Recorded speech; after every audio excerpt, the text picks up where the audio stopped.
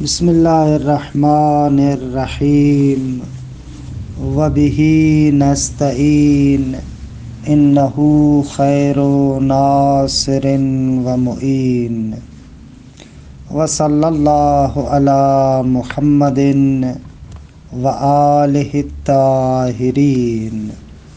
الحمدللہ، خداوند منان کے لطف و کرم سے ہماری گفتگو بدایت الحکمت کے 7ویں مرحلے کے بیان میں ہے۔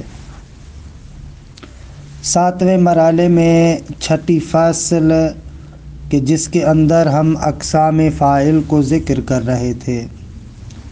آغاز میں مرحوم علامہ نے اقسام فاعل کے اعتبار سے ایک اجمالی بیان ذکر کیا وجہ ضبط کے عنوان سے، جو آپ کی خدمت میں پیش ہوا۔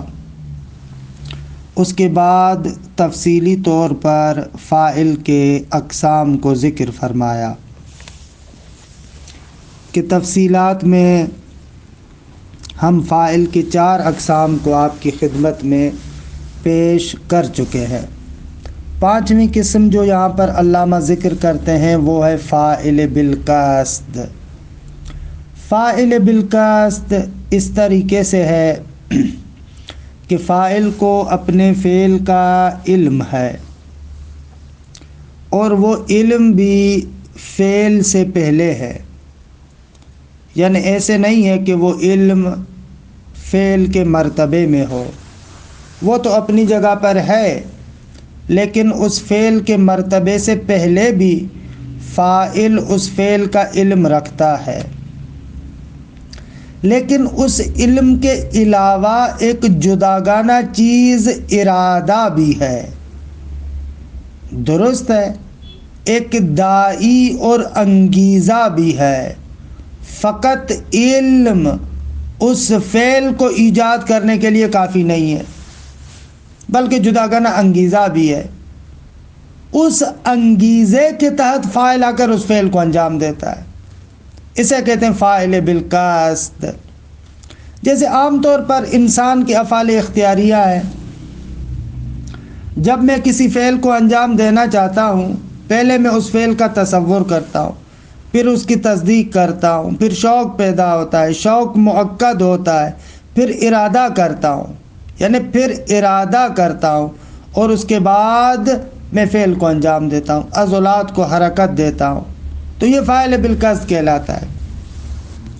عام طور پر متکلمین کے نزدیک خداوند منان فاعل بالقصد ہے۔ خوب عام کلامی کتابوں میں یہ لوگ ایسے تاثر دیتے ہیں کہ فلاسفہ خداوند متعال کو فاعل بالقصد نہیں مانتے، یعنی گویا کہ وہ تاثر دیتے ہیں کہ وہ لوگ خدا کو فاعل موجب اور مجبور قرار دیتے ہیں۔ نہ عزیز من، وہ فلاسفہ بھی خدا کو فاعل مجبور اور موجب نہیں مانتے، لیکن ان لوگوں کا ماننا ہے کہ جیسے آپ خداوند متعال کے بارے میں اس علم کے علاوہ ایک انگیزہ اور داعی جداگانہ قرار دیتے ہیں، وہ جداگانہ داعی انگیزہ زائد بر ذات اور زائد بر علم ایسے نہیں ہے، وگرنہ خدا کا فعل بھی مجبوری والا فعل تھوڑی ہے، وہاں پر خدا کا ارادہ بھی ہوتا ہے۔ فلاسفہ یہ تھوڑی کہتے ہیں کہ خداوند متعال کا فعل ارادے کے بغیر ہوتا ہے، لیکن آپ جو یہ بنا رہے ہیں کہ ذات جدا، علم جدا، پھر اس کے بعد ایک انگیزہ زائد جدا، فلسفی کہتا ہے ایسے نہیں ہے۔ خلاصہ یہ 5ویں قسم کی عبارت کو دیکھیں، الخامس الفاعل بالقصد۔ 5ویں قسم فاعل بالقصد ہے۔ فاعل بالقصد کیا ہے؟ وَهُوَ الَّذِي لَهُ إِرَادَةٌ وَعِلْمٌ بِفِعْلِهِ قبل الفعل۔ یہ فاعل وہ ہے کہ جو فاعل اپنے فعل کا علم بھی رکھتا ہے، اس کا ارادہ بھی کرتا ہے، اور وہ علم فعل سے پہلے بھی ہے، لیکن بدائن زائدن، علم کے علاوہ ایک اور انگیزہ بھی ہے، جداگانہ انگیزہ بھی ہے۔ درست ہے، کل انسان فی افعالہ الاختیاریہ، جیسے انسان اپنے افعال اختیاریہ میں، اچھا، ایک نقطے کی طرف میں توجہ دلاتا جاؤں. ابھی ہم نے 5ویں قسم پڑھی ہے، لیکن ہر قسم کے اندر ہم انسان کو بھی مثال کے طور پر ذکر کرتے آ رہے ہیں. یعنی فاعل بالتب نفس انسانی میں موجود، فاعل بالکسر نفس انسانی میں موجود، فاعل بالجبر نفس انسانی کے اندر موجود، فاعل بالرضا نفس انسانی کے اندر موجود، فاعل بالقصد یہ بھی نفس انسانی کے اندر موجود. یعنی عجیب ہے نا انسان. تھوڑا اس نقطے کو مد نظر رکھیے گا. ہاں، 6ٹھی قسم فاعل بالعنایہ. اچھا، یہ جو ہم فاعل بالعنایہ کہتے ہیں، یہ تعبیر اس کے 2 معنی ہیں، ایک عام معنی اور ایک خاص معنی. یہاں پر جو ہم فاعل بالعنایہ کہتے ہیں وہ خاص معنی میں فاعل بالعنایہ، کہ جس کو ابھی بیان کریں گے. یہ مشاء کا بیان ہے، حکم ہے مشاء کا. لیکن ایک فاعل بالعنایہ عام معنی میں استعمال ہوتا ہے، جو فاعل بالعنایہ حتیٰ فاعل بالتجلی کو بھی شامل ہے. کہ ملا صدرہ بھی بعض جگہوں پر کہتا ہے فاعل بالعنایہ، لیکن اس کی مراد وہ حکمہ والا فاعل بالعنایہ نہیں ہے، بلکہ جس کو خود فاعل بالتجلی کہتے ہیں وہ مراد ہے. تو یہاں پر ابھی جو ہم 6ٹھی قسم میں فاعل بالعنایت پڑھ رہے ہیں، یہ عنایت فاعل بالعنایہ معنی خاص میں ہے. اچھا، یہ معنی خاص کیسے ہے؟ یہ مشاء کا نظریہ ہے. یہ لوگ کہتے ہیں اس طریقے سے، خداوند متعال کو اپنے فعل کا علم ہے، اور خداوند متعال کا فعل کا جو علم ہے ارادہ بھی ہے. اچھا، یعنی مجبور نہیں ہے. ارادے کے علاوہ خدا کو اس فعل کا علم ہے فعل سے پہلے. شیخ اشراق کہہ رہے تھے کہ فعل سے پہلے اجمالی علم ہے، لیکن یہ مشاء یعنی ابو علی سینا اور اس کے جو پیروکار ہیں اور جتنے بھی مشائی ہیں، وہ کہتے ہیں کہ ناغا خداوند متعال کو فعل سے پہلے علم تفصیلی بھی ہے، اس فعل کا علم تفصیلی ہے، لیکن وہ جو علم ہے وہ عین ذات فاعل نہیں ہے. دقت کیجیے گا، یہ اہم نقطہ ہے. یہ جو علم ہے عین ذات فاعل نہیں ہے، بلکہ زائد بر ذات ہے، زائد بر ذات فاعل ہے. یعنی ذات فاعل اور ہے، یہ علم اور ہے، زائد بر ذات ہے، لیکن اسی ذات کا لازمہ ہے، اسی ذات کا لازمہ ہے، لیکن عین ذات نہیں ہے. مثال جس طریقے سے انسان کے اندر صور ذہنیہ ہیں، خوب مجھے جتنی بھی چیزوں کا علم ہے، مثلا گلاس کا علم ہے، کتاب کا علم ہے، زمین کا علم ہے، آسمان کا علم ہے، یہ تمام جتنی بھی چیزیں ہیں ان کا علم میرے پاس کیسے ہوتا ہے؟ صور ذہنیہ کی صورت میں. درست ہے، لیکن آیا یہ جو صور ذہنیہ ہے عین ذات مانند، یعنی میری ذات عیناً وہی صور علمیہ ہے، یا نہ میری ذات کا لازمہ صور ذہنیہ ہے؟ یعنی جتنی بھی میرے ذہن کے اندر صورتیں ہیں وہ عین ذات انسان تو نہیں ہے، بلکہ اس انسان کی ذات کا لازمہ ہے، یعنی ذہن ہے میرا. اسی طریقے سے یہ لوگ کہتے ہیں کہ خداوند متعال کو اشیاء کا علم ہے، وہ علم بھی علم تفصیلی ہے، تمام اشیاء کا علم ہے، لیکن وہ عین ذات خدا نہیں ہے، بلکہ اس کی ذات کا لازمہ ہے. اس کو یہ تعبیر کرتے ہیں صور مرتسمہ کے ذریعے سے، یعنی وہ صور کہ جو پروردگار عالم کی ذات کا لازمہ ہے، ان کو کہتے ہیں صور مرتسمہ. لیکن اس علم کی خاصیت یہ ہے کہ یہ علم فعلی ہے. علم فعلی ہے یعنی کیا؟ یعنی جیسے یہ علم آئے گا یہ علم خود معلوم ساز ہے. اب اس علم کے بعد کسی اور زائد انگیزے کی ضرورت نہیں ہے، نہ اس علم کے بعد خود زائد انگیزہ کی ضرورت نہیں ہے، وہی علم معلول ساز ہے، وہی علم مخلوق ساز ہے، اس کو کہتے ہیں فاعل بالعنایہ۔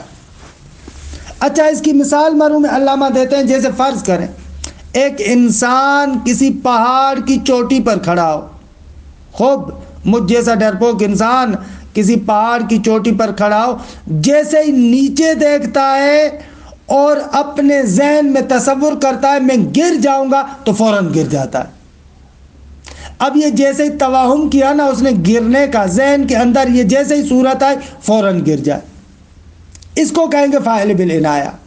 یہ مثال کس کے لیے دے رہے ہیں؟ مثال دے رہے ہیں کہ وہ علم معلول ساز ہے، جیسے ہی اس نے توہم کیا گرنے کا تو یہ فوراً گر جائے۔ یا مثلا مشائین پروردگار عالم کے علم کو ایسے کہتے ہیں کہ علم پروردگار عالم تمام اشیاء کے بارے میں تفصیلی علم ہے اور اشیاء کی تخلیق سے پہلے ہے، عین ذات خدا بھی نہیں ہے بلکہ زائد بر ذات ہے، لیکن وہ علم معلول ساز ہے۔ اس علم کی وجہ سے خداوند منان ان تمام مخلوقات کو ایجاد کرتا ہے، بلکہ وہ عیناً علم سبب بنتا ہے ان مخلوقات کی ایجاد کا۔ کوئی داعی زائد، انگیزہ زائد کی ضرورت نہیں ہے۔ مشا اس طریقے سے تصویر کرتے ہیں۔ السادس الفاعل بالعنایہ، چھٹی قسم فاعل بالعنایہ، یہ کیا ہے؟ وَهُوَ الَّذِي لَهُ إِرَادَةٌ، یہ وہ فاعل ہے کہ جس کے پاس ارادہ بھی ہے یعنی مجبور نہیں ہے، وَعِلْمٌ سَابِقٌ عَلَى الْفِعْلِ، اور اس کو علم سابق بھی ہے فعل پر، درست، زائد علی ذات الفاعل، بابا 1000 مرتبہ تکرار کیا ہے، زائد کے اوپر آپ لکھ دیں مغائرون، زائد علی ذات الفاعل یعنی ذات فاعل کا غیر ہے، عین ذات فاعل نہیں ہے۔ نفس صورت العلمیہ منشأ لصدور الفعل من غیر داء زائد، اور بذات خود وہی صورت علمیہ منشا اور سرچشمہ ہے کہ اس سے فعل صادر ہو، من غیر داء زائد، جداگانہ زائد انگیزے کی بھی ضرورت نہیں ہے۔ کل انسان، جیسے انسان کہ الواقع علی جزء عالٍ، ایک اوپر والی چوٹی پر کھڑا ہو، فَإِنَّهُ، فرض کریں کہ ایک کیٹو پہاڑ کی چوٹی پر کھڑا ہے، فَإِنَّهُ بِمُجَرَّدِ تَوَہُّمِ السُّکُوتِ يَسْقُطُ عَلَى الْأَرْضِ، جیسے یہ توہم کرتا ہے، ذہن میں اس کے خیال آتا ہے میں گر جاؤں گا فوراً گر جائے، اس کو کہیں گے علم عنائی، یہ ہو جائے گا فاعل بالعنایہ۔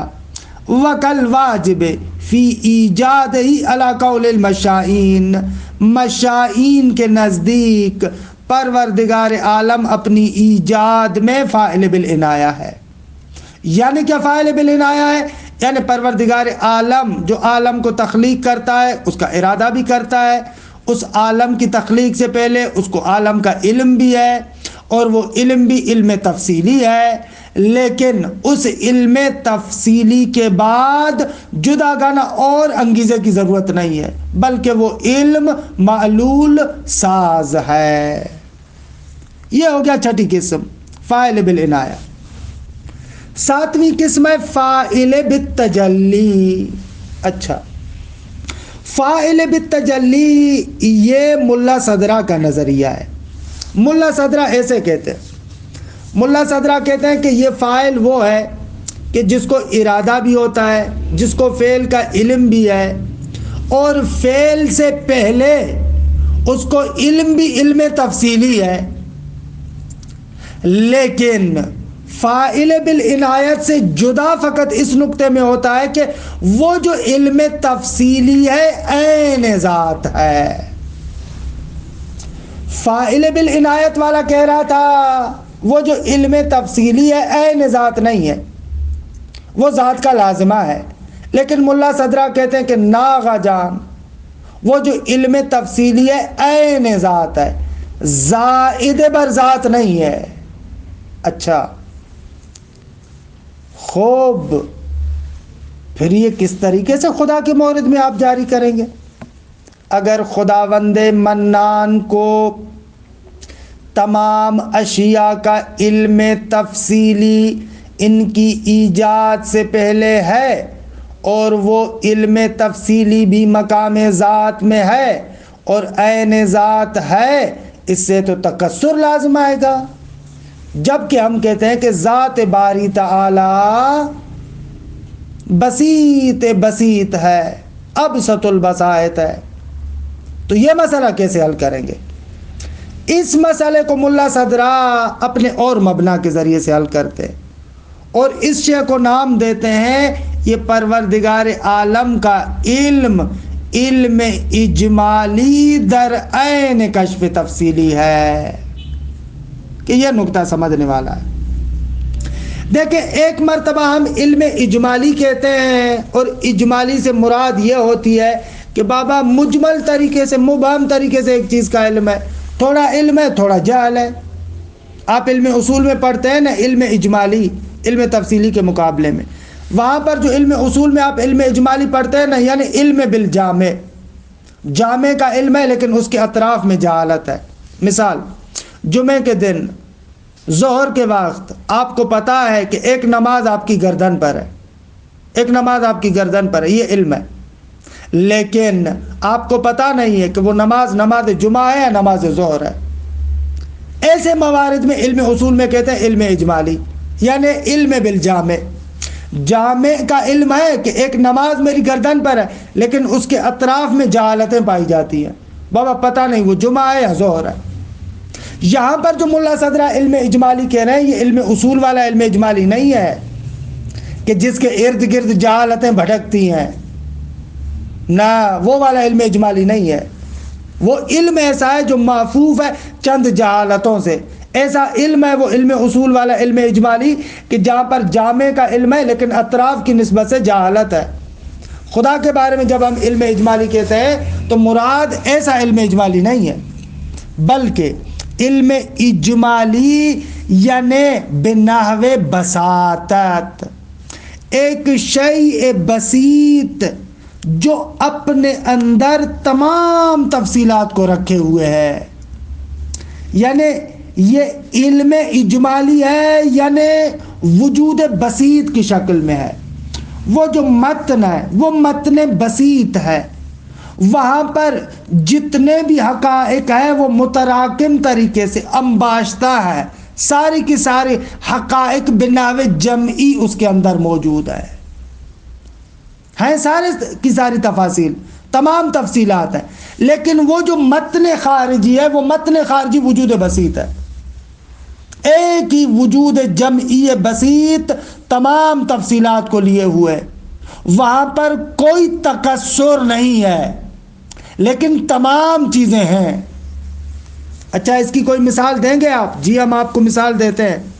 جیسے مثلا ایک مجتہد ہے، خوب ایک فقیہ اور مجتہد کے پاس فقاہت کا ملکہ ہے، وہ جو اس کے اندر ملکہ ہے نا ایک شیء بسیط ہے، جس شیء بسیط کے اندر تمام فقہی معلومات موجود ہے، تمام فقہی معلومات، یعنی دوسرے لفظوں میں جو اس نے توضیح المسائل لکھا ہے وہ سارے کا سارا توضیح المسائل اسی ملکے کے اندر موجود ہے، لیکن موجود ہے بناوے بساطت کی شکل میں، بناوے جمعی، تمام چیزیں موجود ہیں لیکن انباشتہ ہے، متراکم ہے، تراکم کی شکل میں۔ تراکم بھی ایسا ہے کہ اس متن خارجی کی بساطت کو خراب نہیں کرتا۔ اسے ملا صدرہ کہتے ہیں علم اجمالی در عین کشف تفصیلی، یعنی علم بسیط اپنی جگہ پر ہے لیکن تمام تفصیلات کے ساتھ ہے، وہاں پر ساری کی ساری تفصیلات موجود ہے، اور یہ والا علم خداوند متعال کی ذات کے اندر موجود ہے، اس میں کوئی شبہ نہیں، اس میں کوئی اشکال نہیں ہے۔ دیکھیں، السابع الفاعل بالتجلی، ساتویں قسم فاعل بالتجلی ہے، وہ کیا ہے؟ وَهُوَ الَّذِي يَفْعَلُ الْفِعْلَ یہ وہ فاعل ہے کہ جو فعل کو انجام دیتا ہے، فعل کو ایجاد کرتا ہے۔ وَلَهُ عِلْمٌ سَابِقٌ تَفْصِيلِيٌّ بِهِ، لیکن اس فاعل کے لیے ایک علم سابق تفصیلی ہے اس فعل کی بنسبت، یعنی تفصیلاً وہ فعل اس کی ذات کے اندر موجود ہے، اور جب اس فعل کو انجام دیتا ہے نا، گویا کہ وہی علم کی شکل میں جو اس کے ذات میں موجود ہے اس کو ظاہر کر رہا ہے، اس کا اظہار کر رہا ہے۔ اسی لیے اس کو کہتے ہیں اصلاً فاعل بالتجلی۔ تجلی کسے کہتے ہیں؟ تجلی یعنی ایک شے اپنے مقام پر رہتے ہوئے اپنے مثال کو نیچے بھیجے، اس کو کہا جاتا ہے تجلی۔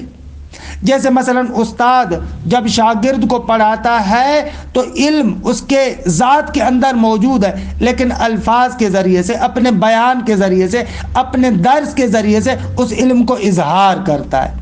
یہ جو اس درس کی شکل میں شاگردوں کے سامنے اپنے علم کا اظہار کرتا ہے، یہ در حقیقت وہی علم ہے جو اس کی ذات کے اندر موجود ہے۔ لہذا یہ درس اس کے علم کی تجلی ہے، یہ درس اس کے علم کا جلوہ ہے۔ یہ تجلی کا معنی یہ ہے۔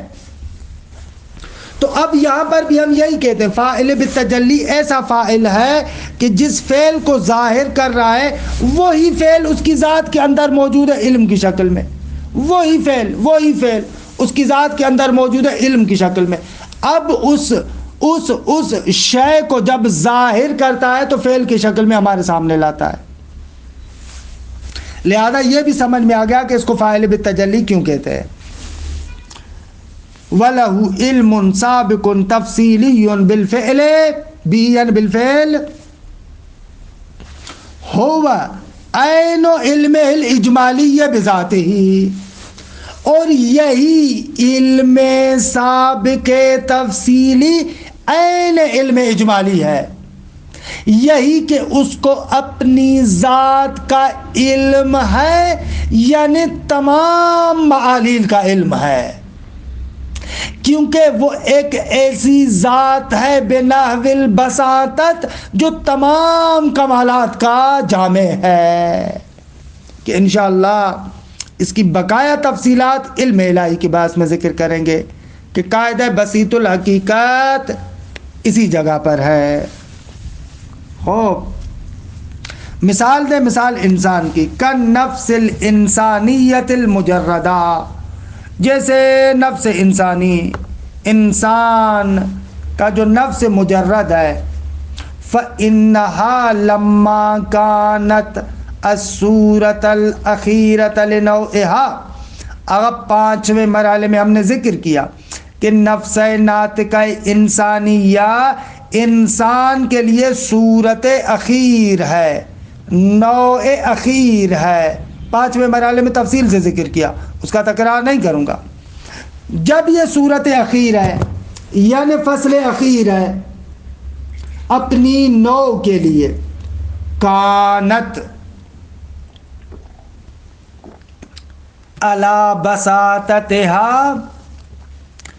ہی المبدأ لجمیع کمالاتها و آثارها الواجدۃ، کہ اگر اس کو ضمیر فصل قرار دے، اور اگر ضمیر فصل قرار نہ دے تو الواجدۃ لہا فی ذاتها، وہاں پر ہم نے ذکر کیا تھا جو فصل اخیر ہوتی ہے نا، وہ اپنے اندر اپنے اوپر جتنی بھی اجناس اور فصول ہیں ان سب کو لیے ہوئے، مثلا ناطق یا نفس انسانی، یہ فصل اخیر ہے نا، یہ اپنے اندر جوہریت کو بھی لیے ہوئے، یہ اپنے اندر جسمیت کو بھی لیے ہوئے، یہ اپنے اندر نمو کو بھی لیے ہوئے، یہ اپنے اندر حساسیت، ارادہ و تمام چیزوں کو لے کے رکھا ہوا ہے۔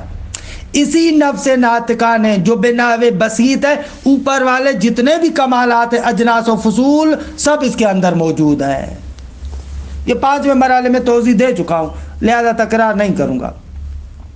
فَإِنَّهَا لَمَّا كَانَتْ الصُّورَةَ الْأَخِيرَةَ لِنَوْعِهَا، یہ نفس انسانی کیونکہ اپنی نوع یعنی انسان کے لیے صورت اخیر ہے اور فصل اخیر ہے، تو کانت علی بساطتها، باوجود اس کے کہ یہ بسیط ہے، ہی المبدأ، یہی سرچشمہ ہے لجمیع کمالاتها و آثارها، اپنے تمام کمالات اور آثار کا مبدا اور سرچشمہ یہی ہے۔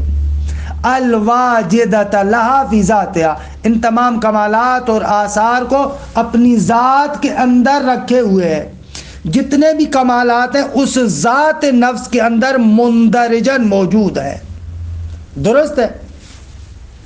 وَعِلْمُهَا الْحُضُورِيُّ بِذَاتِهَا عِلْمٌ بِتَفَاصِيلِ كَمَالَاتِهَا، جیسے ہی اپنی ذات کا علم حضوری رکھتا ہے، یعنی گویا کہ ان تمام تفصیلات کا علم بھی رکھتا ہے، کیونکہ اس کی ذات ان تمام کمالات کا جامع ہے، وہ سارے کے سارے کمالات اس ذات کے اندر مندرجن اندکاکی طریقے سے، مندمج طریقے سے موجود ہیں۔ جیسے اس ملکے کی مثال دی تھی نا میں نے، اس ملکے کے اندر تمام تفصیلی احکامات موجود ہیں، یہاں پر بھی اس ذات کے اندر وہ سارے کمالات بنحو الاندراج، بنحو البساطت موجود ہیں۔ اب جب اس کو اپنی ذات کا علم ہے، یعنی تمام تفاصیل کا علم بھی ہے، اس کو ملا صدرہ کہتے ہیں علم اجمالی در عین کشف تفصیلی۔ علم اجمالی ہے لیکن گویا کہ کشف تفصیلی ہے۔ وَإِن لَمْ يَتَمَيَّزْ بَعْضُهَا مِنْ بَعْضٍ، کہ یہ علامہ رحمۃ اللہ علیہ کی تفصیل ہے کہ دیکھیں علم تفصیلی وہاں پر ہوتا ہے جہاں پر ایک شے اپنی تمام جزئیات کے ساتھ معلوم ہے، لیکن اس علم تفصیلی کی دو صورت ہیں۔ ایک مرتبہ علم تفصیلی تمیز کے ساتھ ہے، ہر جزئی دوسری جزئی سے جدا ہے، اور دوسری مرتبہ تمام تفصیلات ہیں لیکن تمیز نہیں ہے، ایک جزئی دوسری جزئی سے جدا نہیں ہے۔ تو یہاں پر ملا صدرہ کہتے ہیں فاعل بالتجلی میں علم تفصیلی ہے لیکن تمیز نہیں ہے۔ خب جب تمیز نہیں ہے، بناوے بساطت ہے، تو کثرت بھی لازم نہیں آئے گی۔ وَإِن لَمْ يَتَمَيَّزْ بَعْضُهَا مِنْ بَعْضٍ، اگرچہ بعض جزئیات سے متمیز اور جدا نہیں ہے۔ وَقَالْ وَاجِبِ تَعَالَى بِنَاءً عَلَى مَا سَيَجِيءُ، جس طریقے سے پروردگار عالم کا علم بنا پر ان کے ہم مباحث مرحلے 12 میں 12ویں مرحلے میں 5ویں فصل میں اس کو ذکر کریں گے۔ من ان لہو، خداوند متعال کے لیے ہے، علما اجمالیا فی عین الکشف التفصیلی، علم اجمالی ہے یعنی بناوے بساطت ہے در عین کشف تفصیلی، خود تفصیلاً بھی وہ ساری کی ساری چیزیں وہاں پر موجود ہیں۔ خوب، یہ ہو گیا علم اجمالی در عین کشف تفصیلی یعنی فاعل بالتجلی۔ 8ویں قسم فاعل بالتسخیر، کہ اس کی مثال میں پہلے بھی دے چکا ہوں، اس کا بیان بھی ذکر کر چکا ہوں۔ فاعل بالتسخیر یعنی ایک فاعل اپنے فعل کے ساتھ مجموعاً ایک اور فاعل کے لیے فعل ہو۔ واللہ خلقکم وما تعملون، تم اور تمہارا فعل یہ مجموعاً فعل ہے پروردگار عالم کے لیے، اس کو کہتے ہیں فاعل بالتسخیر۔ خب انسان اسی طریقے سے الفاعل بالتسخیر وَهُوَ الْفَاعِلُ اِذَا نُصِبَ إِلَيْهِ، دیکھیں یہاں پر الیہ ہے جو آغاز میں نہیں تھی۔ آغاز میں عبارت میں نے کہا تھا نا کہ جو مرحوم علامہ نے ذکر کیا ہے وہ تھوڑی مزیدار نہیں ہے، لیکن یہاں پر خوبصورت عبارت ہے۔ وہاں پر کیا تھا؟ اذا نصب الی فعلہ، کہ وہاں پر بھی ہونا چاہیے تھا اذا نصب الیہ، الیہ وَهُوَ الْفَاعِلُ اِذَا نُصِبَ إِلَيْهِ فِعْلُهُ، یہ وہ فاعل ہے کہ اذا نصب الیہ فعل، کہ جس کی جانب فعل کی نسبت دی جائے۔ کیسے؟ اس طریقے سے کہ من جہت ان لنفس الفاعل فاعلا آخر، یہ فعل کہ جس کا اور فاعل ہے، یہ فعل اس فاعل کا جو فعل ہے اپنے فاعل کے ساتھ مل کر مجموعاً ایک اور فاعل کے لیے فعل ہے۔ مثلا جیسے انسان کا فعل اختیاری انسان کی طرف منسوب ہے، اس اعتبار سے کہ وہ انسان کا فعل اختیاری اور انسان یہ دونوں ملا کر آپ کہیں کہ فعل ہے پروردگار عالم کے لیے، یہ فاعل بالتسخیر ہو جائے گا۔ من جہت ان لنفس الفاعل فاعلا آخر الیہ یستند ہو و فعلہ، اس فاعل آخر کی طرف یہ فاعل اور اس کا فعل منصوب ہے. فہو فاعل مسخر فی فعلہ، یہ فاعل اپنے فعل میں مسخر ہے. جبر و اختیار کے مرحلے میں جو انسان کے بارے میں ذکر کرتے ہیں نا، اس کے لیے بہترین بیان جو قرآن کے مطابق بھی ہے وہ یہی ہے کہ انسان فاعل مسخر ہے. البتہ مسخر کا یہ والا معنی جو ہم کر رہے ہیں، نہ کہ مسخر یعنی مجبور. مسخر یعنی وہ فاعل اپنے فعل کے ساتھ مل کر مجموعاً ایک اور فاعل کا فعل ہو. کہ علامہ یہاں پر مثال ایسے دیتے ہیں، کل قوت طبیعیہ، جیسے قوائے طبیعیہ، کہ میں نے عرض کیا تھا قوائے طبیعیہ کون کون سی ہیں؟ قوہ ہاضمہ، ماسکہ، جاذبہ، دافعہ، یہ قوائے طبیعیہ ہیں.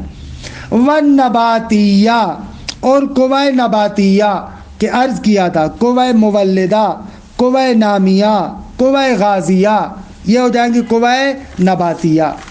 والحیوانیہ یعنی قوہ حیوانیہ کہ اس کے بارے میں بھی عرض کیا تھا، چاہے محرکہ ہوں جیسے شاویہ اور غضبیہ، چاہے مدرکہ ہوں، مدرکہ میں بھی چاہے خارجی ہوں جیسے سامعہ، باصرہ، شامہ، ذائقہ، لامسہ، چاہے داخلی ہوں حصے مشترک، قوہ واہمہ، خیال، حافظہ، متخیلہ، یہ قوہ حیوانیہ ہو گئی.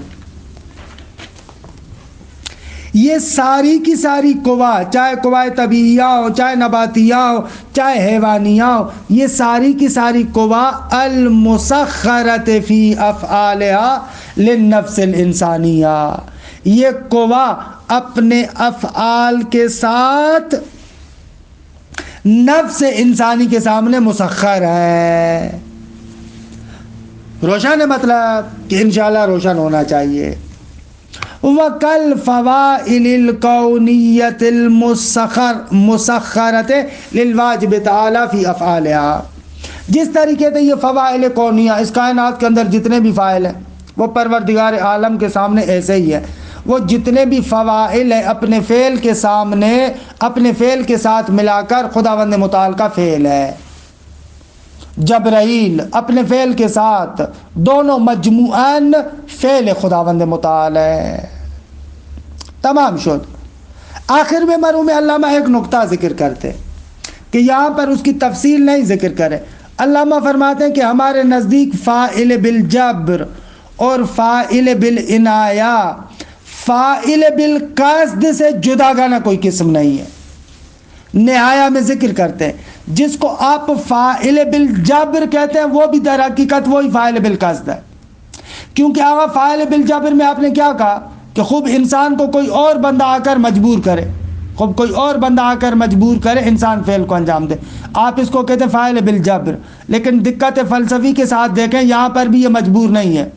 مجبور بھی این معنی نہیں ہے کہ یہاں پر بھی اس کا فعل اس کے ارادے کے ساتھ ہے، اس کے ارادے کے بغیر نہیں ہے، اگرچہ اس نے ارادہ اس سے مکرہ ہو کر کیا ہے، جس کو آپ عرف میں فاعل مکرہ کہتے، فلسفی اعتبار سے وہ فاعل مجبور نہیں ہے، اگرچہ اکراہ کی وجہ سے ہے لیکن ارادہ بہرحال وہاں پر بھی ہوتا ہے. بس ایک مرتبہ ارادہ اپنی مرضی سے کرتا ہے، ایک مرتبہ ارادہ دوسرے کے کہنے پر کرتا ہے، لیکن دونوں صورتوں میں بالآخر ارادہ ہوتا ہے. لہذا فاعل بالجبر ہمارے پاس نہیں ہے، فاعل بالجبر وہی فاعل بالقصد ہے. اسی طریقے سے فاعل بالعنایہ، فاعل بالعنایہ میں بھی علامہ اشکال کرتے ہیں، کہتے ہیں فاعل بالعنایہ میں بھی ایسے ہی ہے. وہ جو آپ کہتے ہیں کہ یہی توہم سکوت سے انسان زمین پر سکوت کرتا ہے، اس مثال کے اندر مناقشہ کرتے ہیں اور اس طریقے سے فاعل بالعنایہ کو بھی رد کرتے ہیں کہ بہرحال تفصیل انشاءاللہ نہایہ میں. وفی کون الفاعل بالجبر والفاعل بالعنایہ مباینین للفاعل بالقصد مباینۃ نوعیۃ علی ما یقتضیہ التقسیم، یہ خبر ہو گئی. وفی الکون الفاعل بالجبر والفاعل بالعنایہ فلاں فلاں کلامون. آغا فاعل بالجبر اور فاعل بالعنایہ ان دونوں کو فاعل بالقصد کا مباین قرار دینا اور مباینت بھی مباینت نوعی ہو کہ وہ ایک علیحدہ قسم ہے، وہ علیحدہ قسم ہے، وہ علیحدہ قسم ہے، اس طریقے سے قرار دینا کلامون، اس میں بہرحال بحث ہے، اشکال ہے کہ علامہ نہایہ میں فرماتے ہیں کہ نہ، اگر فاعل بالجبر وہی فاعل بالقصد ہے، فاعل بالعنایہ وہی فاعل بالقصد ہے، جدا گانا کوئی نہیں ہے۔ کہ الحمدللہ اس طریقے سے ہماری یہ چھٹی فصل جو اقسام فاعل میں ہے وہ تمام ہو گئی۔ وصلی اللہ علی محمد وآلہ الطاہرین وآلہ الطاہرین۔